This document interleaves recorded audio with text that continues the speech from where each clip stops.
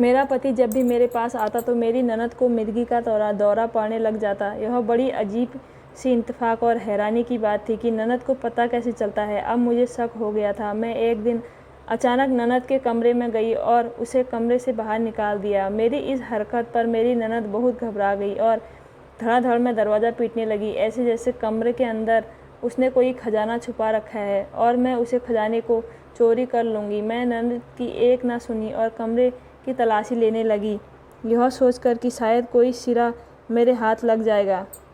ननद मेरी इस रवैये से तो हैरान रह गई थी, लेकिन कमरे में तो मुझे कुछ नहीं मिला। जैसे ही मैंने बाथरूम का दरवाज़ा खोला तो सामने का हुलिया देखकर तो मेरी जान ही निकल गई। मैंने अपने भविष्य के सुहाने ख्वाब अपनी आंखों में सजाए। आज मैं गौतम की दुल्हन बन कर उसके घर में आ गई थी, लेकिन मेरे सारे सपने चकनाचूर होकर रह गए। जब गौतम मेरा घूंघट उठाने के बाद अपनी मोहब्बत भरी बातें मेरे को सुनाने लगा तो मेरे कानों में अजीब सी मोहब्बत के रस घुल रहे थे कि अचानक कमरे के बाहर से अजीब सा शोर होने लगा और गौतम के साथ मैं भी बहुत परेशान हो गई। गौतम मुझे कमरे में बिल्कुल अकेला छोड़कर बाहर आंगन की तरफ भागे। मैं शर्म के मारे बाहर नहीं निकल पाई। एक तो मैं नई नवेली दुल्हन, दूसरी यहाँ किसी को नहीं जानती थी सिवाय अपनी सास, और गौतम को भी आज ही मैंने आमने सामने देखा था, वरना उसकी तस्वीर ही देखी थी। बस अब मैं यहाँ बैठकर गौतम का इंतज़ार करने लगी, लेकिन पता चला कि मेरी ननद को मिर्गी का दौरा पड़ा है और गौतम उसे अस्पताल लेकर गए थे। मैं गौतम का इंतज़ार करते करते सो गई। सुबह आँख खुली तो गौतम सामने सो गए। सारी रात अस्पताल में बिता दिए, फिर घर आए तो उन्हें नींद आ गई थी। गौतम से कल वाले किस्से के बारे में पूछा तो वह टालमटोल कर गई। कहने लगे, अंकिता मेरी 35 साल की बहन की तबीयत ठीक नहीं रहती और उसे दौरे पड़ते रहते हैं। गौतम ने कहा तो मुझे अंकिता का दुख हुआ। फिर अगले दिन गौतम नौकरी के तलाश में दूसरे शहर चले गए। वहाँ उनको अभी घर नहीं मिला था, इसलिए मुझे मजबूरन ससुराल में ही छोड़कर चले गए। कुछ महीने बाद मैंने घर के काम करना भी शुरू कर दिया। अरे आप क्यों काम कर रही है? मैं कर दूंगी आपके हिस्से का काम। मुझे अभी किचन में बर्तन धोते हुए मेरी अंकिता ननद ने देखा तो बोली, अंकिता मुझसे 9 साल बड़ी थी। मैंने कहा, दीदी आप काम करोगी तो मुझे बिल्कुल भी अच्छा नहीं लगेगा क्योंकि आप तो बीमार हैं। मैंने अपनी ननद से कहा तो उसे गुस्सा आ गया। दीदी किसको कहा तुमने? मैं क्या दीदी लगती हूँ तुम्हें? तुम मुझे क्या जताना चाह रही हो कि मैं तुमसे बड़ी हूँ? अंकिता बच्चों की तरह ज़ोर ज़ोर से रोने लगी। मैं परेशान हो गई। मेरी उम्र सिर्फ 18 साल की थी और अंकिता की 35 साल। मेरी उनकी उम्र में फ़र्क तो बहुत था, इसलिए मैंने उनको दीदी कहा तो वह गलत समझ गई। आप नाराज़ मत हो, मैंने तो ऐसे ही कह दिया था। आपको बुरा लग गया तो सॉरी। मैं आइंदा आपको दीदी नहीं कहूँगी, मैंने बात संभालते हुए कहा। अच्छा, आज से हम दोनों दोस्त हैं। वह एकदम खुश हो गई। फिर अंकिता मेरी दोस्त बन गई, मेरे सामने ऐसी हरकतें करती जैसे वह छोटी सी बच्ची हो। मुझे समझ आ गया कि अंकिता की उम्र तो ज़्यादा थी, लेकिन उसका दिमाग अभी बचपन में ही था। अभी उसका दिमाग बचपन से आगे नहीं बढ़ सका। उसके दिमाग की ग्रोथ नहीं हो रही थी। शायद उसके पीछे क्या वजह थी मुझे समझ में नहीं आ रहा था। शायद यह उसकी बीमारी थी। फिर हफ्ते के आखिरी दिन में गौतम आ गए। इतवार की छुट्टी पर मैं उन्हें देखकर खिल उठी। मैं खूब तैयार हो गई और घर के किसी काम को हाथ नहीं लगाया था। गौतम ने बताया कि वह सिर्फ एक रात के लिए आए हैं। आज हफ्ता था और इतवार की शाम को गौतम ने वापस जाना था। गौतम शाम से लेकर रात के खाने तक आंगन में अपनी माँ के साथ बैठे रहे। चाय भी वहीं पी ली थी और फिर रात का खाना सबने मिलकर खाया। मैंने खाना खाने के बाद अपने कमरे में आ गई, गौतम का इंतज़ार करने लगी। गौतम खाने के बाद मेरे कमरे में वक्त पर चले आए। उन्हें देखकर शर्म से नज़रें झुका ली थी। वह मेरे करीब आकर बैठ गए और मुझसे बातें करने लगे, मेरे हुस्न की तारीफ़ करने लगे और अपनी हफ्ते की बेचैनी का इजहार भी किया। जानती हो माधुरी, जब मैंने तुम्हें पहली मर्तबा देखा था तो मुझे तुमसे पहली नज़र में ही प्यार हो गया था। गौतम ने मेरे हाथों में लाल रंग की चूड़ियाँ पहनाते हुए कहा, जो मेरे लिए लाए थे। आज मैं बहुत खुश हुई। हम बातें कर रहे थे कि फिर से बाहर से वैसा ही शोर आने लगा। इस बार गौतम के पीछे मैं भी बाहर को भागी, क्योंकि अब मैं थोड़ी सी उन लोगों से घुल मिल गई थी। घर वालों के साथ हफ्ता गुजारने के बाद मैंने देखा कि सब अंकिता के कमरे के बाहर आजू बाजू में जमा हो गए थे। वह अंदर घुसे तो अंकिता बेहोश पड़ी थी नीचे फर्श में। गौतम ने उसे उठाया और फ़ौरन डॉक्टर के पास ले गए। मैं अंकिता के लिए परेशान थी और गौतम को इस तरह मेरे पास से जाने से मैं बहुत उदास हो गई थी। मैं फिर भी अंकिता के लिए प्रार्थना कर रही थी, क्योंकि उसने एक हफ्ते में मेरा बहुत ख्याल रखा था। मेरी बाकी जेठानी देवरानी के मुकाबले मैं मेरा हर काम में हाथ बटाया था। इस बार गौतम सुबह से पहले वापस आ गए थे, लेकिन अंकिता के सिराने ही बैठे रहे। फिर सुबह पूजा आरती करके सो गए। मैं उदास हो गई थी कि गौतम दोपहर में जागे और फिर बोले कि अब मेरे ड्यूटी जाने का वक्त हो गया है, उन्हें जाना है। यह कहकर वह फिर से दूसरे शहर चले गए, यानी फिर से एक हफ्ता मुझे गौतम के बगैर रहना था। यह सोचकर मुझे रोना आ रहा था। फिर सारा हफ्ता ऐसे ही गुजर गया। उस सारे हफ्ते में ननद को दौरा नहीं पड़ा। अब मुझे कुछ अजीब सा महसूस होने लगा था। मेरी सास का रवैया अंकिता के साथ ऐसा था जैसे अंकिता उनकी सगी बेटी ना हो। जब से मैं इस घर में आई थी, मैंने अपनी सास और अंकिता को बात करते हुए नहीं देखा था। यहाँ तक कि जब अंकिता बेहोश होती तो मेरी सास उसके पास तक नहीं जाती। मेरी देवरानी और जेठानी भी अंकिता से बात नहीं करती थी। अंकिता सिर्फ मेरे साथ ही अच्छी थी और घर में किसी से बात नहीं करती थी। सिर्फ गौतम उसके लिए फिक्रमंद होते थे। अगले हफ्ते गौतम आ गए और वही हुआ जो पहले हुआ था। जैसे ही गौतम ने कमरा बंद किया, अंकिता बेहोश हो गई। अब तो मुझे दाल में कुछ काला लगने लगा था। मुझे महसूस हुआ कि अंकिता जानबूझकर ऐसा करती है, मगर क्यों? अब मुझे उस क्यों का जवाब खोजना था। मैंने एक आइडिया सोचा। गौतम अगली सुबह चले गए तो मैंने उनके जाने की खबर किसी को नहीं दी। घरवालों से कह दिया कि गौतम सो रहे हैं, उनकी तबीयत ठीक नहीं है। ये बात सुनकर मैंने देखा कि अंकिता किसी गहरी सोच में चली गई है। शाम तक अंकिता उदास बैठी रही। बार बार मेरे कमरे के सामने बहाने बहाने से चक्कर लगाने लगी। माधुरी, गौतम आ गया क्या? अंकिता ने पूछा तो मुझे अजीब सा लगा। उसने कभी गौतम को गौतम भाई नहीं बोला था, उसने सिर्फ गौतम कहती थी। पहले मैंने सोचा कि उन्हें कहूँ कि गौतम को भाई कहा करो, खाली नाम लेना बुरा लगता है। फिर मुझे याद आया कि मैंने जब उन्हें दीदी कहा तो वह कैसे रोने लग गई थी, इसलिए मैंने कुछ नहीं बोला। जैसे ही रात हुई तो मैं नौकरानी को अपने कपड़े पहना दिए और खुद गौतम के कपड़े पहन लिए और कमरे में कुंडी लगा दी। सब घर वाले सोने चले गए। मैंने नौकरानी को थोड़े पैसे ज़्यादा दे दिए थे इस ड्रामे के लिए। थोड़ी देर बाद मुझे महसूस हुआ कि कोई हमें देख रहा है, मगर कहाँ से? मुझे महसूस हुआ कि मेरे कमरे की दीवार, जो कि अंकिता के कमरे की दीवार से मिली हुई थी, वहाँ कोई पेंटिंग लगी हुई थी। मुझे महसूस हुआ कि उस पेंटिंग में हरकत हुई। मुझे समझ नहीं आया, ऐसा लगा कि वहाँ कोई छिपकली थी। शायद मेरे दिमाग में गलतफहमी हो गई थी और मैं फ़ौरन अंकिता के कमरे की तरफ भागी। मैंने अंकिता को हाथ से खींचकर कमरे से बाहर निकाला। उसके कमरे की तलाशी लेने लगी। अंकिता बुरी तरह दरवाज़ा पीटने लगी, लेकिन मैंने अंकिता की एक न सुनी। कमरे में मुझे कुछ नहीं मिला, लेकिन मैंने जैसे ही बाथरूम का दरवाज़ा खोला तो मेरी जान ही निकल गई, क्योंकि वहाँ उसे पेंटिंग के पीछे दिखाई दे रहा था जो मेरे कमरे की दीवार में लगी हुई थी। मैंने पेंटिंग का पीछे का हिस्सा थोड़ा सा खिसकाया तो मुझे वहाँ से मेरा कमरा दिखाई देने लगा। मैंने गुस्से से बुरा हाल हो गया। मैंने यानी अंकिता मुझे और गौतम को छुप छुप कर यहाँ से देखती थी। मैंने दरवाज़ा खोल दिया और अंकिता को एक जोरदार थप्पड़ मारा। शर्म आनी चाहिए तुम्हें, अपने भाई और भाभी के कमरे में इस तरह चोरी छुपे झाँकते हुए। मैंने गुस्से से कहा, माधुरी मेरी बात सुनो प्लीज़, 1 मिनट। अंकिता ने मुझे अपने कमरे के अंदर किया और कुंडी लगा दी। मैं अभी गौतम को फ़ोन करके सब बताती हूँ। मैंने फ़ौरन गौतम का नंबर निकालना शुरू कर दिया। अंकिता ने मेरे हाथ से फ़ोन छीन लिया।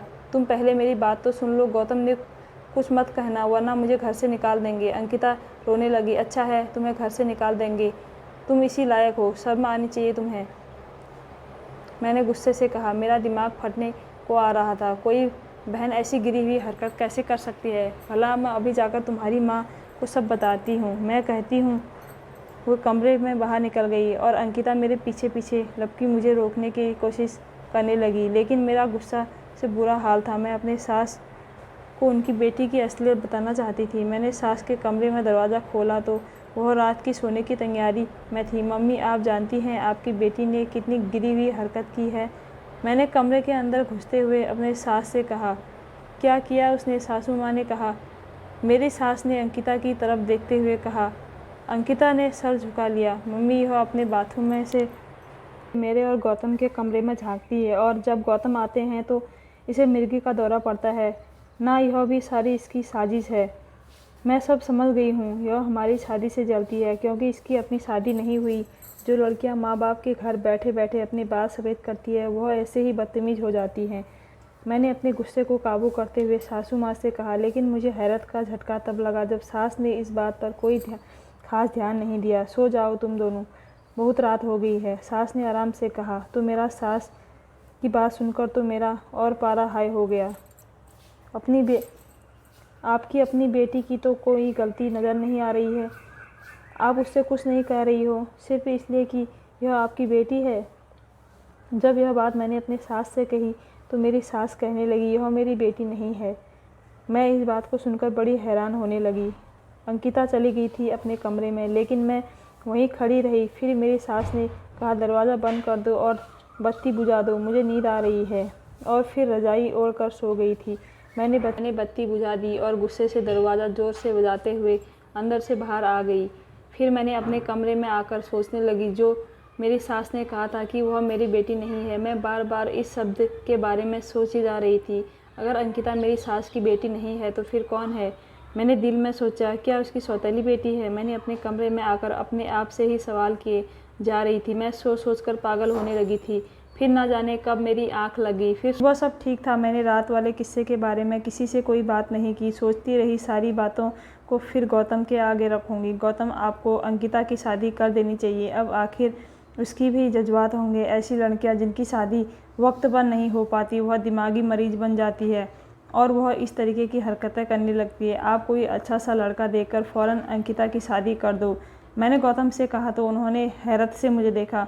फिर बोले, आज कह दिया है, आइंदा यह बात मत कहना। गौतम कहकर कमरे से बाहर चले गए। मुझे बहुत बुरा लगा। मुझे लग रहा था कि गौतम की नज़रों में मैं गिर गई हूँ। ऐसी बात करके गौतम को सब सच बता दूंगी, वरना वह मुझे गलत ही समझेंगे। मैं दिमाग पर अपने जोर डालने लगी। मुझे ऐसा लग रहा था जैसे मेरे दिमाग की नस फट जाएगी। अब इस घर का माहौल मेरी समझ से बाहर था। कई मर्तबा अंकिता ने कोई तमाशा नहीं किया था। गौतम के आने पर तो थोड़ी शर्मिंदा सी हो गई थी। फिर मुझे गौतम की बातें परेशान कर रही थी कि उन्होंने अंकिता की शादी की बात पर ऐसा गुस्से से क्यों कहा था। आखिर क्या? मगर मुझे फिर भी अंकिता से थोड़ी हमदर्दी थी। मैंने समझ सकती थी कि वक्त पर शादी न होने की वजह से एक लड़की की कैसी हालत हो जाती है। मैंने अपनी सास से इस मामले में बात करने की ठान ली थी। मम्मी जी, आपको अब अंकिता की शादी करने की सोचनी चाहिए। मैंने सास से कहा तो उन्होंने अजीब नज़रों से मुझे देखा। अब यह मुमकिन नहीं है। मेरी सास ने बड़ी लंबी सांस लेकर मुझे कहा और फिर अपनी माला जपने लग गई। अब मुझे अपने सास पर बहुत ज़्यादा गुस्सा आने लगा था। मेरी सास ने क्यों कहा था कि मुमकिन नहीं है? क्या आप नहीं देख रहे हैं कि शादी ना होने की वजह से आपकी बेटी दिमागी मरीज बन गई है? मैंने कहा, वह मेरी बेटी नहीं है। मैं अपने पहले भी तुमसे कहा था। सास ने आराम से कहा, लेकिन मैंने तो यही सुना है कि वह आपकी बेटी है। मैंने कहा, और मेरी बेटी जैसी है। मैंने बचपन से उसे पाला है। मेरी सास के इस शब्द ने मुझे हैरान कर दिया। मैंने पूछा, मुझसे ज़्यादा सवाल जवाब मत करो। मेरी सास ने कहा। मैं कमरे से वापस आ गई।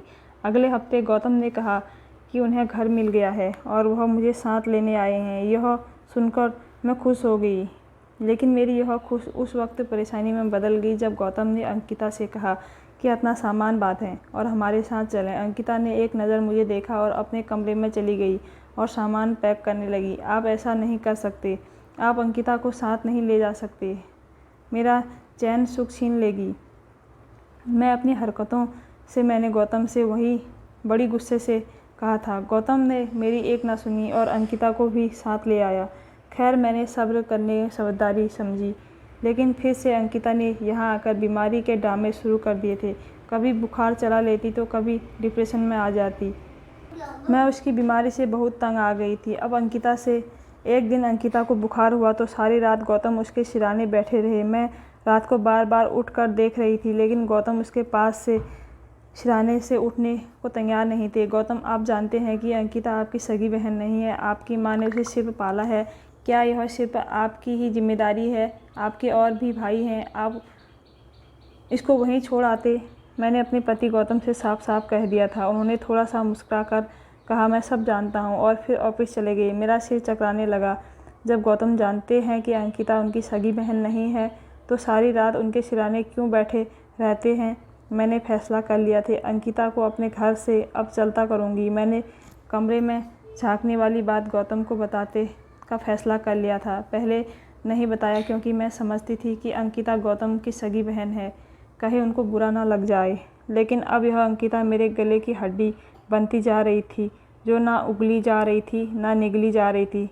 शाम को गौतम ऑफिस से घर आए तो मैंने उस रात वाली सारा किस्सा उससे कह दिया। वह गुस्से से आकर खड़े हुए और अंकिता के पास गए। मैं खुश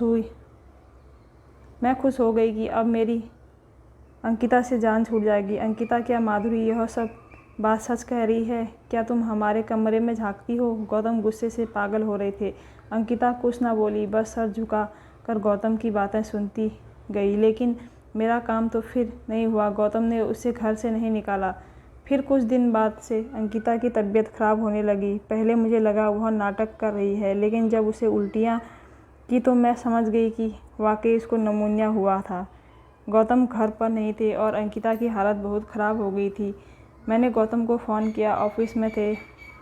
उन्हें अंकिता की हालत के बारे में बताया तो उन्होंने कहा कि मैं उन्हें डॉक्टर के पास ले जाऊं। मैं अंकिता को डॉक्टर के पास ले गई, लेकिन डॉक्टर ने एक ऐसा राज बताया कि मेरा तो सर ही चकरा कर रह गया था।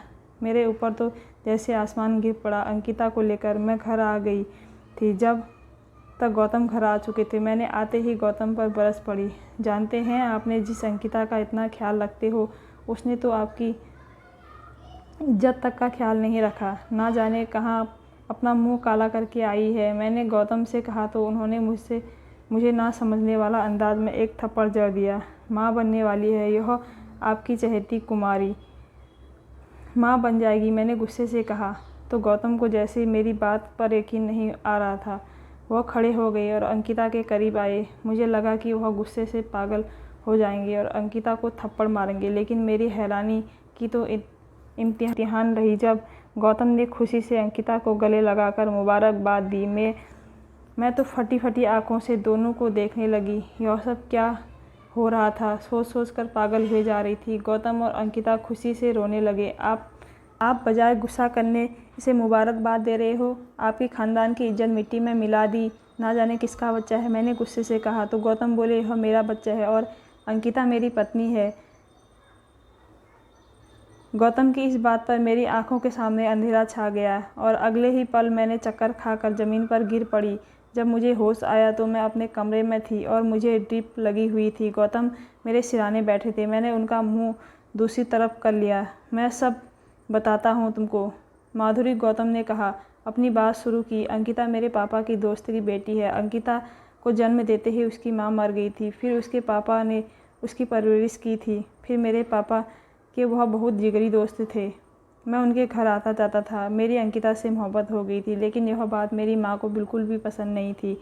मैंने चुपके से अंकिता से कोर्ट मैरिज कर ली थी। फिर अंकिता के पिता भी मर चुके थे। अब उसका इस दुनिया में कोई भी नहीं था। फिर मैं उसे घर लेकर आ गया। मेरी मम्मी इसलिए अंकिता से बहुत नाराज़ रहती है। मेरी मम्मी की अंकिता के तरफ से तो नाराज़गी और बढ़ गई जब वह 5 साल शादी के बाद भी कोई औलाद ना दे पाई थी।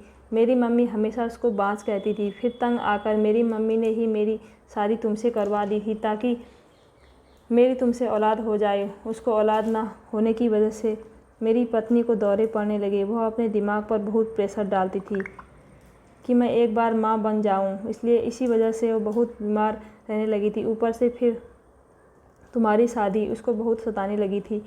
मैंने अपनी माँ को खुश करने के लिए तुमसे शादी कर ली थी और मैंने अपना और अंकिता शादी तुमसे छुपा लिया था। अब भगवान ने हम पर अपनी कृपा कर दी है। अब हमारे घर खुशियों से भर दी है। मैं गौतम की बात सुनकर जैसे ही मेरा दिमाग सुन्न हो रहा था। मैं क्या कर रही थी, मेरे को तो कुछ समझ में नहीं आ रहा था। उन्होंने मुझे ऐसा धोखे में रखा और उन्होंने मुझे ऐसे धोखे में रखा और मुझसे धोखे से शादी की थी। मेरी अंकिता से कोई जाति दुश्मनी तो नहीं थी, पर मेरे पति से मुझे बहुत शिकायत थी कि उन्होंने मुझे धोखे से शादी किया था। पर अंकिता ने उनको कसम दी थी कि मैं यह बात तुमसे कभी ना बताऊं, क्योंकि अंकिता भी चाहती थी कि हमारी कोई औलाद हो जाए। जब मैं बेहोश हो गई तो मुझे डॉक्टर के पास ले गए थे। फिर डॉक्टर ने चेक किया तो मैं भी उस वक्त माँ बनने वाली थी और हमारे घर में एक नहीं 2-2 खुशियाँ आने वाली थी। फिर मैंने अपने पति और अपनी सौतन को माफ़ कर दिया था। अंकिता इतनी बुरी नहीं थी, वह एक बहुत अच्छी इंसान थी और अब हमारे घर में खुशियों की बारिश हो गई थी।